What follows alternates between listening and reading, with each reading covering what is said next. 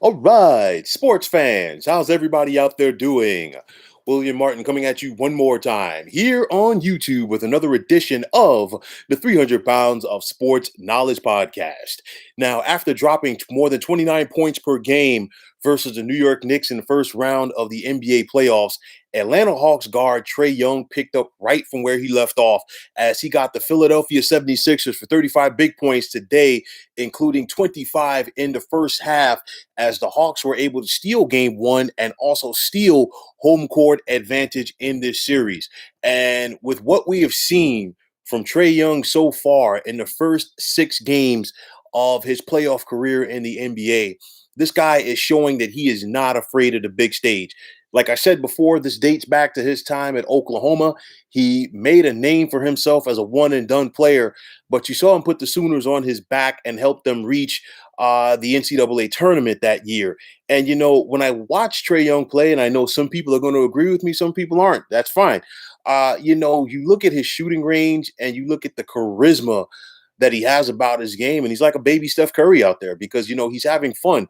And of course, we've seen Steph Curry over the years with the trick shots and with the mouthpiece and having fun and stuff like that.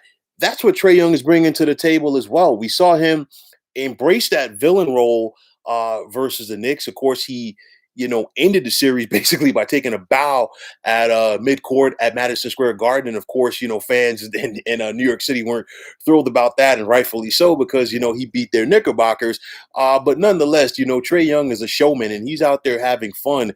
And he kept that same rhythm going that he had in the first round versus the Knicks. He's now picked that up against the 76ers. And then, also not style wise, but I see Allen Iverson in him from the standpoint that he's fearless and he's not afraid of the big stage. And if you go back and you watch AI's first trip to the playoffs with the Sixers in 1999, that year Philly entered as a 6 seed and they went on and upset the 3 seed Orlando Magic before they got bumped off in the second round by the Indiana Pacers. But we saw the fearlessness of Allen Iverson in that series on the big stage. And I'm not comparing the playing styles of Trae Young and Allen Iverson together. It's more of the mindset that I'm coming from with this.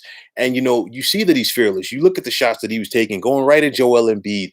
The Danny Green tried to guard him for a little bit. The Sixers were trying to make some adjustments on him, and they did slow him down a little bit in the second half as he only had 10 points. But nonetheless, the damage was done as the Hawks basically had a 20-point lead heading to the dressing room at the half. So, you look at Trae Young, and he has the ability to put this team on his back. And we saw that in the first round. We're seeing it again today. And if you're the Philadelphia 76ers, not only do you have to go out there, obviously, and make adjustments because you lost game one. I know they had that frantic comeback in the fourth quarter, but it was just too little too late. But, you got to go out there and make adjustments. But the bottom line, if you're Philly right now, you got to pack a lunch in order to beat this Hawks team. And I like coming in, I said Sixers in 6.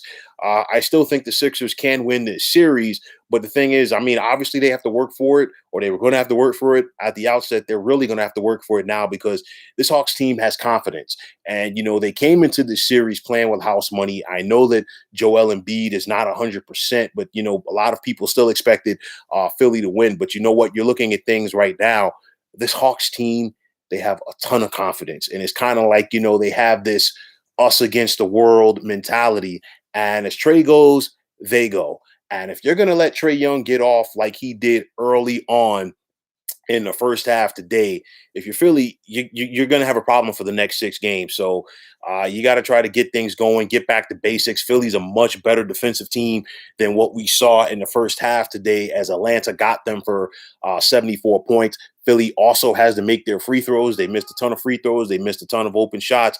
But nonetheless, you still have to give the credit to the Atlanta Hawks, and you still have to give the credit to Trae Young and the team for going out there and doing what they had to do. It's going to be interesting how to see how the remainder of the series plays out. But nonetheless, you know what? This was a statement today by the Hawks. And I think it's a bigger statement than it was versus the Knicks, because you remember Atlanta going out there and stealing game one at MSG. The Knicks came back and won game two at home.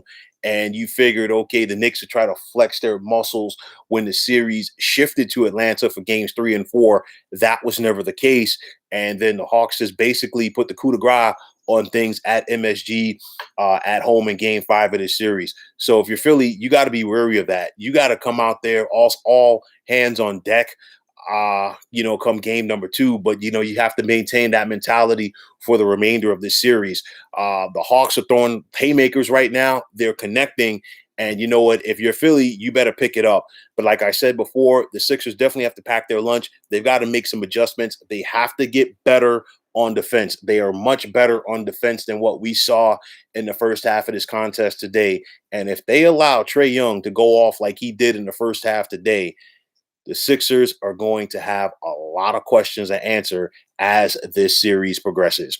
So, folks, that is going to wrap it up. And as always, I want to take this time out to thank you for tuning into the 300 Pounds of Sports Knowledge podcast here on YouTube. I want to take the time out to thank all of you fine folks out there for tuning in. And if you have not already, please feel free to subscribe to this channel. Now, if you are on Twitter, please feel free to follow me at 300 Pounds of Sports. And like I always say, if you follow me, it'll be my pleasure to follow you right back. There's also the sports discussion group on Facebook at the Sports Depot 365. You can check it out, drop a line, and be a part of one of the better sports debating sites going on social media. So once again, fine folks, my name is William Martin. Take care and have yourselves a wonderful day.